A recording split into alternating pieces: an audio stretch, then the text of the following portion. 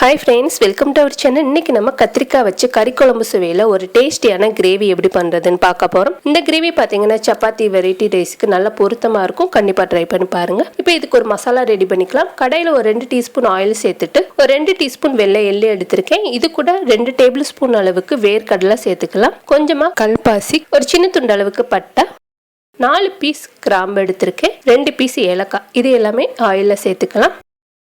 சேர்த்ததுக்கு அப்புறமா இது கூட 1 டேபிள் ஸ்பூன் அளவுக்கு ஜீரகம் சேர்த்துக்கலாம். 1 டேபிள் ஸ்பூன் அளவுக்கு மிளகு, இது எல்லாமே சேர்த்துட்டு ஒரு 2 செகண்ட் மட்டும் நல்லா வறுத்துக்கிற போகிறோம். இப்போ லைட்டாக வறுபட்டதுக்கு அப்புறமா இது கூட ஒரு 20 பீஸ் அளவுக்கு சின்ன வெங்காயம் சேர்த்துக்கோங்க. இந்த கிரேவிக்கு முழுசாக நம்ம சின்ன வெங்காயம் தான் சேர்க்க போகிறோம். இதையும் சேர்த்துட்டு நல்ல கலர் சேஞ்ச் ஆகிற வரைக்கும் வதக்கலாம். இப்போ நல்லா வறுபட்டதுக்கு அப்புறமா 2 டேபிள் ஸ்பூன் அளவுக்கு தனியாத்தூள், 2 டீஸ்பூன் அளவுக்கு காஷ்மீரி மிளகாத்தூள் எடுத்திருக்கேன். தனி மிளகாத்தூள்னா ஒரு 1லேருந்து 1.5 டேபிள் ஸ்பூன் அளவுக்கு எடுத்துக்கோங்க. இப்போ அடுப்பு ஆஃப் பண்ணிட்டு அந்த ஹீட்லேயே இதை நல்லா மிக்ஸ் பண்ணிக்கிற போகிறோம். நம்ம சேர்த்து மிளகாத்தூள் கலர் சேஞ்ச் ஆகிற அளவுக்கு நல்லா கலந்ததுக்கு அப்புறமா ஆற வச்சு மிக்ஸி ஜாரில் சேர்த்துருக்கேன். இது கூட 2 மீடியம் சைஸ் தக்காளி கட் பண்ணிட்டு இதை நைஸ் விழுதாக அரைச்சிக்கிற போகிறோம். கொஞ்சமாக இதில் தண்ணி சேர்த்து இந்த மாதிரி திக்கான பேஸ்ட் பதத்துக்கு அரைச்சிக்கோங்க. அடுத்து நம்ம தாளிக்கிறதுக்கு கடாயில் தேவையான அளவுக்கு ஆயில் சேர்த்துட்டு 1 டீஸ்பூன் அளவுக்கு சோம்பு சேர்த்துக்கலாம். சோம்பு சேர்த்ததுக்கு அப்புறமா ஒரு பிரிஞ்சி இலை, இது கூட சின்ன வெங்காயம் ஒரு 20 பீஸ் அளவுக்கு சின்ன வெங்காயம். இந்த கிரேவிக்கு முழுசாவே நம்ம சின்ன வெங்காயம் மட்டும்தான் வச்சு செய்யறோம். நல்ல டேஸ்டா இருக்கும். இது கூட கொஞ்சமா கருவேப்பிலை சேர்த்துட்டு இந்த மாதிரி கத்திரிக்காயை 4 கீறிக்கோங்க. நடுவில் நல்லா கீறினதுக்கு அப்புறமா ஒரு 1/4 கிலோ அளவுக்கு பிஞ்சு கத்திரிக்காயை எடுத்துக்கோங்க. நான் முழுசா காம்போடு தான் சேர்த்துருக்கேன்.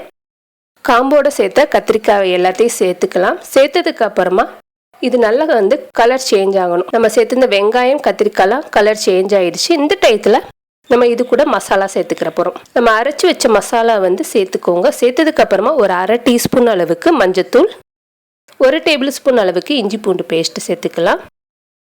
சேர்த்துட்டு இது நல்லா மிக்ஸ் பண்ணிட்டு ஒரு 2லேருந்து 3 நிமிஷம் மூடி போட்டு நம்ம கொதிக்க வச்சுக்கிற போகிறோம்.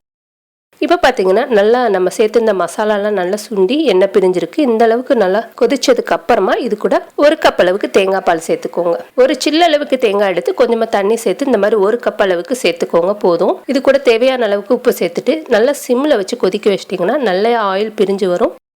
அந்த அளவுக்கு சிம்மில் வச்சு கொதிக்க வச்சுக்கோங்க. நம்ம இதில் சேர்த்து இந்த வேர்க்கடலாம் கொஞ்சம் திக்காக ஆரம்பிக்கும். அதனால் அப்பப்போ நல்லா கலந்து விட்டுக்கோங்க, இல்லைன்னா அடி பிடிச்சிரும். இப்போ பார்த்தீங்கன்னா டேஸ்டியான கத்திரிக்காய் கிரேவி ரெடி ஆயிடுச்சு. சப்பாத்தி வெரைட்டி ரைஸ் எல்லாத்துக்குமே இது சூப்பராக இருக்கும். கொஞ்சம் கொத்தமல்லி சேர்த்துட்டு நம்ம இதை இறக்கலாம். இதே போல் நீங்களும் கண்டிப்பாக ட்ரை பண்ணி பாருங்கள். இந்த வீடியோ உங்களுக்கு பிடிச்சிருந்துச்சுன்னா லைக் பண்ணுங்கள், ஷேர் பண்ணுங்கள். மறக்காமல் நம்மளோட சேனலுக்கு சப்ஸ்கிரைப் பண்ணுங்கள். தேங்க்யூ.